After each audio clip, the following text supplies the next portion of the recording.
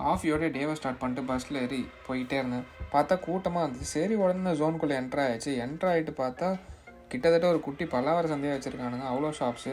சரி என்ன தான் ஷாப்ஸ் இருக்குன்னு ஒன் பை ஒன்னாக விசிட் பண்ணலான்னு போனேன். ஃபஸ்ட்டு எடுத்தோன்னே அதோட எக்ஸு, லேம்பு, பீஃபு அது இதுன்னு எல்லாமே பக்காவாக பேக் பண்ணி வச்சுருந்தாங்க. அப்படியே பக்கத்தில் போனால் இந்த அம்மா அவங்களோட சோப்ஸ் எல்லாமே கொடுத்து ஸ்மெல் பண்ணி பார்க்க சொல்லியிருந்தாங்க. ஸ்மெல் பண்ணி பார்த்தா ஸ்மெல் இன்னும் வேறு லெவலில் இருந்துச்சு. சரி நான் அப்படியே பக்கத்தில் ஸ்நாக்ஸ் செக்ஷன் போனேன். அதெல்லாம் பார்க்க நல்லா தான் இருந்துச்சு. ஆனால் இந்த ஒரு விஷயத்தை மட்டும் நான் மன்னிக்கவே மாட்டேன். இந்த மாதிரி வீகன் எல்லாத்துலேயும் போட சொன்னேன். சாண்ட்விச்சில் என்ன தான் வீகன்றது எனக்கு புரியல.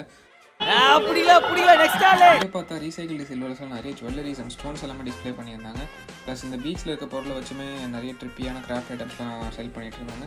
அப்படியே நிறைய ஷாப்ஸ் பார்த்துட்டே போகும்போது ஆப்வியஸ்லி இந்த குளிர்காலத்துக்கு நமக்கு நிறைய இம்யூனிட்டி தேவைப்படும் இல்லையா, அதுக்காக நிறைய இந்த சப்ளிமெண்ட் டானிக்ஸ் எல்லாம் வச்சுருந்தாங்க. அதெல்லாம் ஹோம்மேட் போல். ப்ளஸ் இந்த ஹோம்மேட் சீஸ்லாம் பார்க்கவே சூப்பராகவே இருந்துச்சு. எனக்கு ஞாபகம் வந்துருச்சு அப்படிங்கிற மாதிரி நம்ம ஊர் ஷாப்பை பார்த்தோன்னே தான்